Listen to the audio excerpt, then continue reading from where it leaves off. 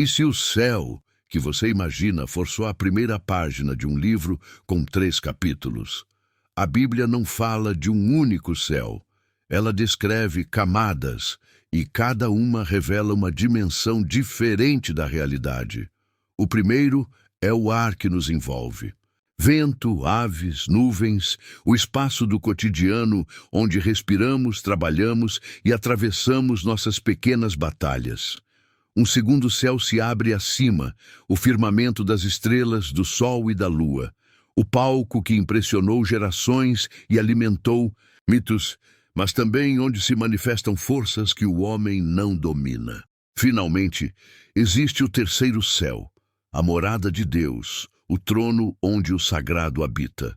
Paulo fala desse lugar com respeito e silêncio, como quem guardou imagens que ultrapassam o vocabulário humano.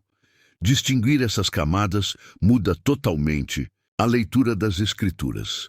O conflito entre o visível e o invisível, o lugar dos anjos e até os embates que hoje chamamos de espiritual. O que Paulo ouviu lá não cabe em frases comuns. Enquanto o primeiro céu abriga o nosso cotidiano e o segundo se estende como palco das estrelas, é entre essas camadas que os seres espirituais cumprem suas funções. E é aqui que a história muda de tom. Anjos aparecem repetidas vezes nas Escrituras. Mensageiros, guerreiros, adoradores. Alguns trazem consolo, outros ordem. Cada intervenção é breve, decisiva, quase cinematográfica e sempre deixa um rastro de perguntas. Quem são exatamente esses seres? Como atuam entre o visível e o invisível? Há também uma figura que ocupa a cena com autoridade trágica: Lúcifer. Não apenas um nome, mas uma narrativa sobre orgulho. Queda é consequência. A Bíblia descreve a queda de seres que, por escolha, se rebelaram contra a ordem celestial. Isso explica por que encontramos batalhas espirituais em torno de povos e nações, e por que certas hostilidades parecem mais antigas do que qualquer política humana. Mas atenção, nem todo anjo é igual, e nem toda narrativa é literal.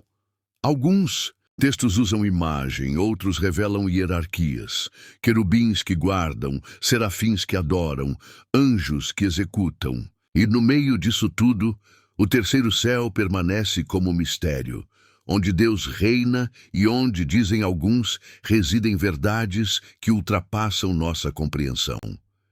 O que Paulo tocou ali? O que ele preferiu silenciar? A resposta a isso pode redefinir como você vê cada notícia, cada medo e cada promessa. No entrelace dos céus, as escolhas dos seres celestiais têm efeito prático na terra. Anjos não são apenas figurantes. Aparecem em sonhos que mudam reis, em ordens que protegem cidades, em mensagens que viram história. Um toque, uma instrução. Um gesto que vira virada, e do outro lado, aos que caíram. O orgulho de quem quis ser como o Criador abriu uma brecha. Essa queda não foi só simbólica. Abriu um campo de batalha silencioso, ideológico, moral, espiritual, que ecoa nas disputas humanas até hoje. Mas como perceber isso sem paranoias? Observando padrões. Quando nações se engalfinham com fúria que parece ancestral. Quando rancores se repetem por gerações, quando um homem se ergue e outro cai por razões que nenhuma estratégia explica, talvez haja algo além do político.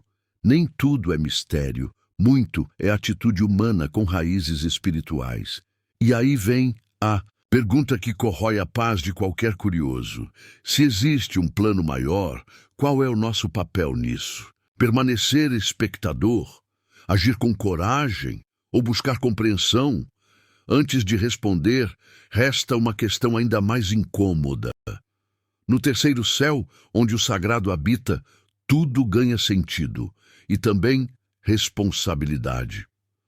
Paulo voltou daquele encontro, mudo, e carregou uma urgência, não para ostentar visão, mas para lembrar que existe algo maior do que medo ou ambição humana. Se há hierarquias e batalhas no invisível, nossas escolhas permanecem decisivas. Isso não é convite ao pânico.